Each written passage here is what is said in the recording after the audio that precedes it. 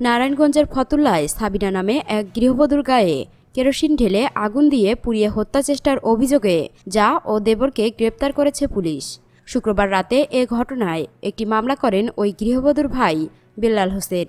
এর আগে দুপুরে ফতুল্লার ইসদাইর বাজার সংলগ্ন এলাকায় এ ঘটনা ঘটে। গ্রেপ্তারকৃতরা হলেন সাবিনার দেবর নয়ন ও তার স্ত্রী আনমোনা। জানা যায়, শুক্রবার দুপুরে তুচ্ছ বিষয়কে কেন্দ্র করে শ্বশুরবাড়িতে ঝগড়া হয় সাবিনার। এক পর্যায়ে দেবর শরীফ নয়ন ও তার স্ত্রী আনমোনা ওই বাড়ি থেকে তাকে চলে যেতে বলেন।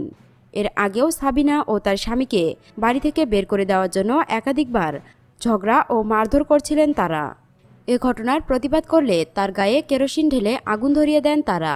এ সময় সাবিনার স্বামী পারভেজ চিৎকারে স্থানীয়রা এসে আগুন নেভায়। পরে সাবিনাকে উদ্ধার করে সদর জেনারেল হাসপাতালে নিলে তাকে ঢাকা মেডিকেল কলেজ হাসপাতালে পাঠান চিকিৎসক। আগুনে সাবিনার দেহের ৭৫% পুড়ে গেছে এবং বর্তমানে তিনি আশঙ্কাজনক অবস্থায় শেখ হাসিনা বার্ন ইউনিটে চিকিৎসাধীন রয়েছে। বাদী বেলাল হোসেন জানান, সাবিনার অবস্থা খুবই খারাপ। আসামিদের দৃষ্টান্তমূলক শাস্তি চান তিনি।